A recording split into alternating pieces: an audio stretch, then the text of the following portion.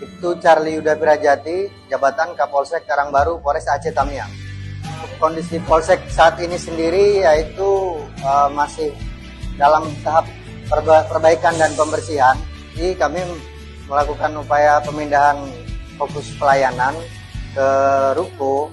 Salah satunya yaitu perintah langsung Pak Kapolda, di mana pelayanan masyarakat harus cepat kita lakukan. Namun kalau kita memaksakan di Polsek adalah concern keselamatan, karena beberapa atap dari Polsek ada yang masih perlu perbaikan, lalu banyak instalasi listrik yang masih rusak.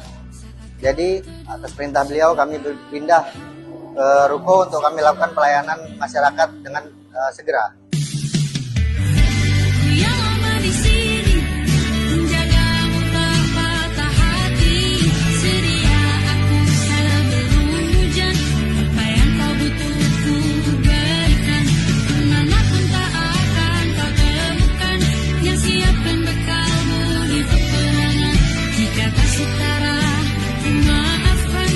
Bagi seluruh masyarakat, terutama masyarakat Karangbaru Aceh Tamiang, silakan melaporkan ke pos pelayanan Polsek.